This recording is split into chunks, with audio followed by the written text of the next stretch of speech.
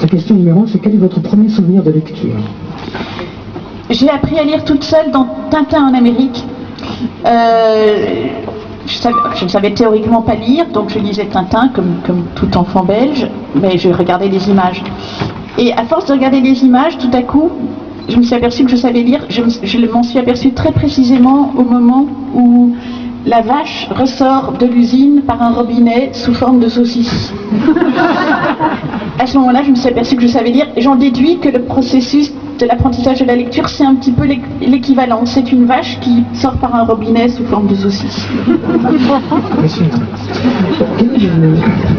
Le chef-d'œuvre inconnu que vous portez au nom. Le chef-d'œuvre inconnu que vous portez au nom. Oh, il y en a quelques-uns.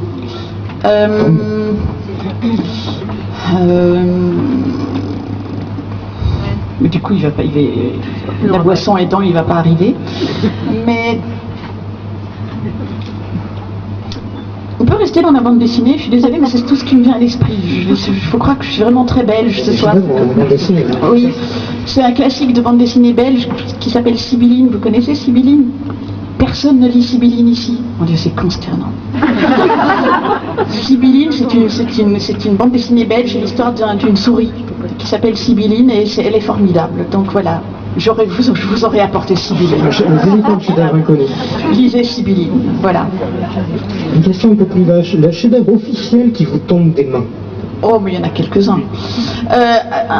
Un chef-d'œuvre dont je suis vraiment consciente qu'il est un chef-d'œuvre, mais qui me tombe des mains à tous les coups, c'est L'homme sans qualité de Musil. Je trouve ça parfaitement illisible. Et il y en a d'autres. Souvent, surtout n'y voyez aucune germanophobie, mais souvent ils sont allemands. Et pourtant, j'admire énormément la culture allemande. Il y a énormément de livres allemands qui font partie de mes livres de chevet. Mais les classiques allemands qui me tombent, enfin les monuments qui me tombent des mains sont généralement allemands aussi. Mais c'est probablement, je ne sais plus qui était cet auteur français qui disait, il y avait un lecteur français qui se moquait de Goethe en disant qu'il trouvait ça illisible, et l'autre, je ne sais plus si c'était Mauriac qui lui a répondu, mais c'est parce que c'est écrit trop petit pour vous. Je pense que ça doit être ça, c'est écrit trop petit pour nous. L'écrivain avec qui vous aimeriez passer une soirée? Oh, mais d'abord, il y en a beaucoup. D'abord, heureusement, ce bonheur m'est arrivé maintes fois. J'ai passé maintes fois des soirées avec Éric Emmanuel Schmitt. Je recommande à tout le monde de passer une soirée avec Éric Emmanuel Schmitt, indépendamment des livres qu'il écrit, que j'aime énormément. C'est un homme délicieux et qui a une conversation éblouissante. Mais je le cite lui, il y en a heureusement beaucoup d'autres. L'écrivain que vous aimez lire, mais que vous ne voudriez pas rencontrer. Oh, mais ils sont encore plus nombreux. Bon, c'est très fréquent parmi les écrivains morts. Par exemple, ça tombe bien, vous me direz, ça tombe très bien. Voilà un écrivain que j'ai énormément lu, qui a construit mon adolescence, est Monterland. Et tout, d'ailleurs, on se doute quand on lit Monterland que ça devait être un personnage extrêmement peu recommandable. Et tous les témoignages que j'ai eus sur Monterland, c'était un être abject.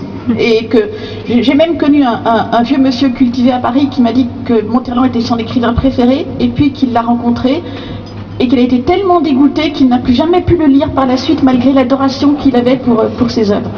Un écrivain qui s'est suicidé, oui.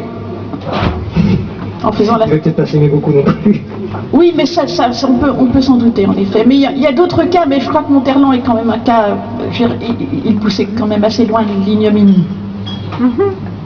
Un livre récent que vous avez envie de lire? Il paraît que, je suis incapable de retenir son nom d'auteur parce que c'est un nom, je ne sais pas, sri-lankais. Il paraît que Assommons les pauvres, je ne sais plus comment elle s'appelle, il paraît que c'est très bien. Il faut retrouver. Elle a un nom sri-lankais ou je ne sais pas quoi. Ça a l'air culotté, quoi. C'est une assistante sociale qui prend les pauvres en grippe. Et qui est française en fait. Oui, elle est française, mais elle porte un nom étranger. Oui, c'est ça. Oui. Un livre qui vous a fait rater une station de métro? Bon, mais ça c'est arrivé plusieurs fois. Bon, il est beaucoup plus régulier que je lise de la correspondance dans le métro, et la correspondance c'est encore plus grave, m'a encore plus souvent fait rater des stations de métro. Des livres vraiment inlâchables, vraiment passionnants. Mais je suis en train de lire le genre de livre qui ferait rater des stations de métro. C'est un roman traduit de l'américain Ça s'appelle Le Tigre, c'est d'un certain John Vaillant, j'imagine qu'on dit Valiant. C'est une histoire vraie qui s'est passée près de Vladivostok en 1997. C'est l'histoire d'un tigre qui avait des raisons personnelles de se venger d'un homme et qui l'a pourchassé jusqu'au moment où il a pu le tailler en pièces. Et on fait une enquête pour savoir pourquoi ce tigre détestait tellement cet homme. Je vous assure, c'est absolument passionnant. On lit le livre, on devient le tigre, on veut tailler l'homme en pièces et en même temps on ne comprend pas pourquoi. C'est extraordinaire. Un livre dont vous aimeriez être le héros ou l'héroïne? La Bible, bien sûr. Un livre qui vous réconcilie avec la vie? Peut-être la Bible aussi. Mais... Non, la Bible ne réconcilie vraiment pas du tout avec la vie. Bien au contraire, on se dit quelle vallée de larmes, comment va-t-on supporter tout ça? Oh, écoutez, il y a un petit bouquin de Marcel Aimé qui s'appelle La bonne peinture. C'est un régal absolu. Lisez La bonne peinture. D'abord, c'est à mourir de rire. Il y a bien d'autres livres qui réconcilient avec la vie, mais La bonne peinture de Marcel Aimé, c'est vraiment le bonheur de lecture parfait. Un livre que vous avez envie d'offrir à tout le monde? Parmi les livres que j'offre beaucoup, j'ai beaucoup offert Lettre à un jeune poète de Rilke, j'ai beaucoup offert Éloge de l'ombre de Tanizaki. Je crois que c'est les deux livres que j'ai le plus offert. Un livre qui vous a fait rire?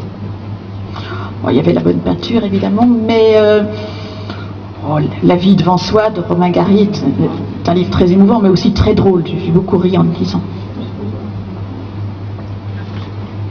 Il en reste 4. Un livre dont vous aimeriez écrire la suite? Ça n'est jamais arrivé. Je n'ai aucun problème avec les manques et les lacunes. Je trouve normal qu'une œuvre soit lacunaire et j'apprécie. C'est une chose qu'on me reproche beaucoup. On me dit beaucoup, mais ça va pas, il faut continuer le livre, enfin, on n'en a pas assez. J'ai pas de problème avec ça. J'aime bien ne pas en savoir assez.